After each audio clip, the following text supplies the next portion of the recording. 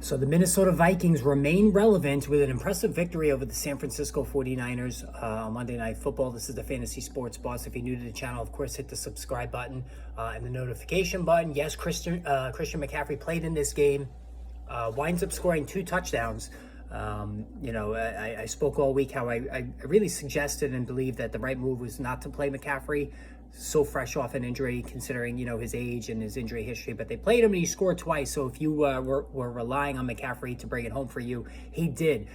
And also the bigger picture here, if you're a Justin Jefferson owner like myself, you were really hoping during his absence for the hamstring injury that the Vikings remain competitive and win some games, so that way there's a motivation for him to come back. Well, they've been doing that. So they've now won 2 in a row, and Kirk Cousins was really good last night. He carved up a terrific San Francisco defense, 35 of 45, 378 yards, 2 touchdowns, and a pick.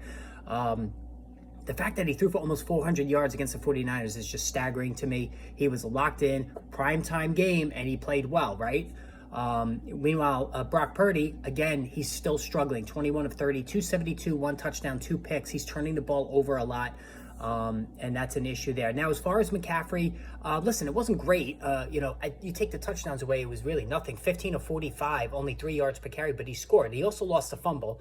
Caught 3 passes for 51 and another score. So getting into the end zone twice, that was a real key there. As far as the rest of the offense, I said George Kittle with Deebo Samuel absent would step up. It's been very disappointing for him. 5 catches for 78 yards. Brandon Ayuk, 5 catches for 57. So both guys, they didn't score, but in a PPR league, they did the job. Talking about doing the job, Jordan Addison, oh my God. So Jordan Addison obviously was the first round pick, replacing Adam Thielen, who's having a monster season in Carolina. And really coming into the game, Addison was more big play touchdown dependent. I wanted to see more consistency. I wanted to see a PPR profile start to develop without Jefferson. Well, that's what happened. 7 catches for 123 yards, 2 touchdowns. Like, he just absolutely hit it out of the park. He was just unbelievable. And how about even TJ Hawkinson, 11 catches for 86. He didn't score.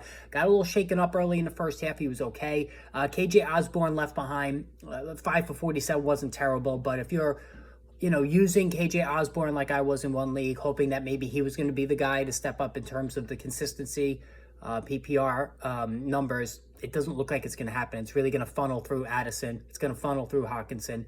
And so, Osborne is barely a flex at this point. Running game, not much happening. Cam Akers was 10 for 31. He got more carries than Alexander Madison, who was 8 for 39. Obviously, Madison had the better average. Receiving, Madison 2 catches for 3 yards and Akers 2 for 30. So this looks to be a strict 50-50 split between the two of them. And again, we want the Vikings to keep winning if you're a Justin Jefferson owner, so it gives him the impetus to come back. They're 3-4, right? I mean, they're right there. So that's a good sign 2 games into his hopefully 4-game absence and not longer than that. All right, guys, hit that subscribe button. A lot of videos yesterday, a lot of videos coming today. Live stream later on today. Stay tuned.